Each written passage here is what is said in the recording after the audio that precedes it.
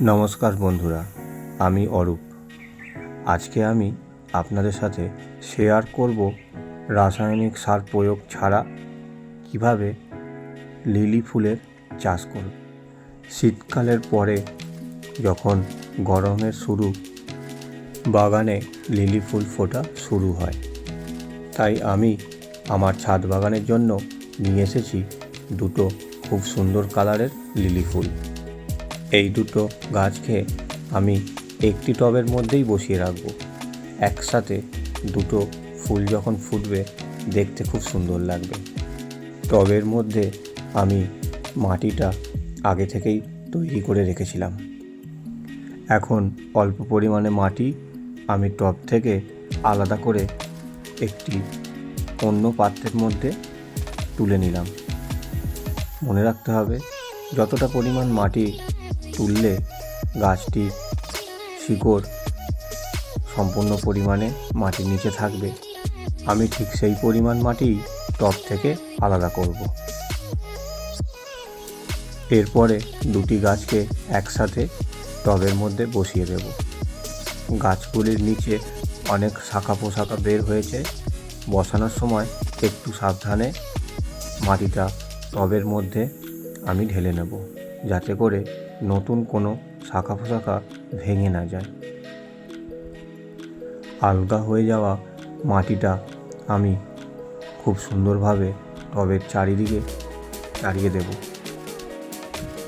এরপরে আমি ব্যবহার করব সম্পূর্ণ প্রাকৃতিক নিয়মে তৈরি গোবর সার বা ভার্মিক কম্পোস্ট, যেটা এই গাছের জন্য ভীষণ রকম উপযোগী। কোনো রকম কীটনাশক আমি এই গাছে ব্যবহার করব না। লিলি গাছ বেড়ে ওঠার জন্য খুব অল্প পরিচর্যা এবং অল্প সার প্রয়োজন হয়। গাছের গোড়ায় আমি পরিমাণ মতো জল ঢেলে দিলাম এবং গাছটি নিয়ে গিয়ে কোনো ছাওয়া জায়গায় আমি রেখে দেব। যেহেতু গাছটি আমি নতুন করে টবে বসালাম, তাই সরাসরি সূর্যের আলোয় রাখার প্রয়োজন নেই। আমি গাছটিকে নিয়ে একটি ছায়া স্থানে রেখে দিলাম। প্রায় এক সপ্তাহ পরে গাছটি যখন সম্পূর্ণভাবে ধরে গেছে, তখন আমি গাছটি তুলে নিয়ে গিয়ে আমার ছাদের ওপরে সূর্যের আলোর সামনে, যেখানে বাকি গাছগুলি রাখা আছে তাদের সাথে রেখে দিলাম। এখন আমি গাছটিকে আর এইভাবে বেঁধে রাখবো না।